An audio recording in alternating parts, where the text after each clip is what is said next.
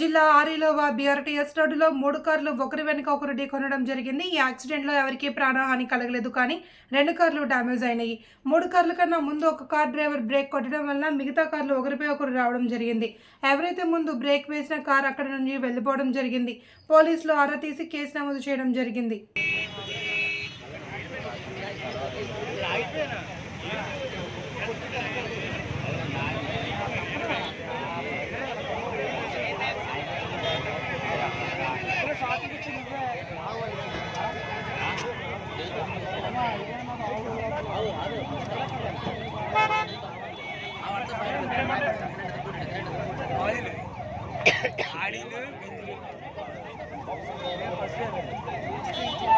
same situation